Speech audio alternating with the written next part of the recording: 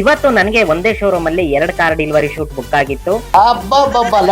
First car ಬಂದು high cross, ಆ ಕಾರ್ದು ಬಂದು ನಮ್ಮ ಟೀಮ್ ಮೆಂಬರ್ ಶೂಟ್ ಮಾಡ್ತಾ ಇದ್ದಾರೆ. ಸೆಕೆಂಡ್ ಕಾರು ಇನೋವಾ ಕ್ರಿಸ್ಟಾ, ಅದನ್ನ ನಾನ್ ಶೂಟ್ ಮಾಡ್ತಾ ಇದ್ದೀನಿ. ಆಲ್ರೆಡಿ 2 ಕಾರ್ದು ವಿಡಿಯೋನು ನನ್ನ ಇನ್ಸ್ಟಾಗ್ರಾಮ್ ಪೇಜ್ ಮತ್ತೆ ನನ್ನ ಇನ್ಸ್ಟಾಗ್ರಾಮ್ ಸ್ಟೋರಿ ನಲ್ಲಿ ಅಪ್ಲೋಡ್ ಮಾಡಿದ್ದೀನಿ, ಹೋಗಿ ಚೆಕ್ ಮಾಡಿ. ಈಗ ಶೂಟ್ ಅಲ್ಲಿ ಏನೇನಾಯ್ತು ಅಂತ ನೋಡ್ಕೊಂಡ್ ಬರೋಣ.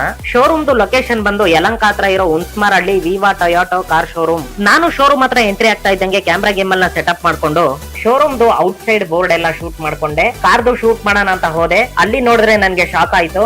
ಯಾಕಂದ್ರೆ ಡೆಲಿವರಿಗೆ 50 ಕಾರು ರೆಡಿ ಆಗಿ ನಿಂತಿತ್ತು. ಎಲ್ರು ನನ್ಗೆ ಇನ್ಸ್ಟಾಗ್ರಾಮ್ ಅಲ್ಲಿ ಮೆಸೇಜ್ ಮಾಡಿ ಕೇಳ್ತಾ ಇದ್ರು, ನೀವು ಯಾವ ಕ್ಯಾಮ್ರಾ ಯೂಸ್ ಮಾಡ್ತೀರಾ ಅಂತ.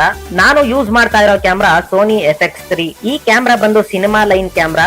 ಈ ಕ್ಯಾಮ್ರಾದು ಫುಲ್ ಲೆನ್ಸಸ್ ಮತ್ತೆ ಎಕ್ವಿಪ್ಮೆಂಟ್ಸ್ ಮತ್ತೆ ಗಿಂಬಲ್ ಎಲ್ಲ ಪರ್ಚೇಸ್ ಮಾಡ್ಬೇಕು ಅಂದ್ರೆ 9 ಲಕ್ಷದಿಂದ 10 ಲಕ್ಷ ರೂಪಾಯಿವರೆಗೂ ಖರ್ಚಾಗುತ್ತೆ. ಹಾಫ್ ಅನ್ ಅವರ್ ಅಲ್ಲಿ 10 ಕಾರ್ ಡೆಲಿವರಿ ಆದ್ಮೇಲೆ ನಮ್ಮ ಕಸ್ಟಮರ್ದು ಕಾರ್ನ ನಿಲ್ಸ್ಬಿಟ್ಟು ಪಾಲಿಶ್ ಹಾಕಿ ಒರೆಸ್ತಾ ಇದ್ರು.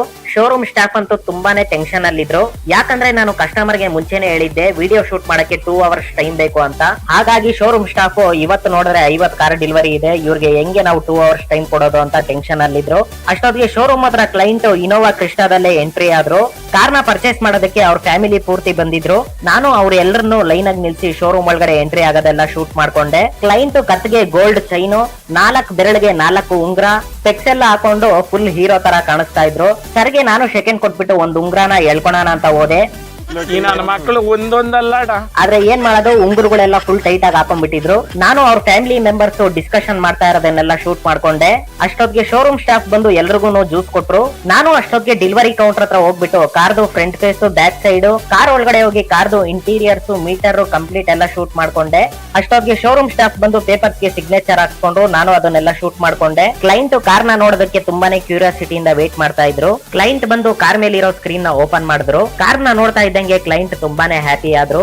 ಅವ್ರ ಎಂಟೈರ್ ಫ್ಯಾಮಿಲಿನ ಕಾರ್ ಮುಂದೆ ನಿಲ್ಸ್ಬಿಟ್ಟು ವಿಡಿಯೋ ಶೂಟ್ ಎಲ್ಲ ಮಾಡ್ಕೊಂಡೆ. ಹಾಗೆ ಶೋರೂಮ್ ಅವರು ಕಾರ್ಗೆ ಕೀ ಎಲ್ಲ ಕೊಟ್ಟು ಕೆಲವೊಂದು ಗಿಫ್ಟ್ಸ್ ಎಲ್ಲ ಕೊಡೋದನ್ನ ಶೂಟ್ ಮಾಡ್ಕೊಂಡೆ. ಕ್ಲೈಂಟ್ ಗೆ ಕಾರ್ ಮುಂದೆ ಕೆಲವೊಂದು ಮೂವ್ಮೆಂಟ್ಸ್ ಎಲ್ಲ ಹೇಳ್ಕೊಟ್ಬಿಟ್ಟು ಕಾರ್ನ ಸ್ಟಾರ್ಟ್ ಮಾಡ್ಕೊಂಡು ಶೋರೂಮ್ ಇಂದ ಆಚೆ ತಗೊಂಡ್ಬಂದ್ರು. ಕ್ಲೈಂಟ್ ವಿಡಿಯೋ ಚೆನ್ನಾಗಿ ತೆಗ್ದಿದ್ಯಾ ಅಂತ ಹೇಳಿ ಫುಲ್ ಸ್ವೀಟ್ ಬಾಕ್ಸ್ ನನ್ಗೆ ಕೊಟ್ಬಿಟ್ರು.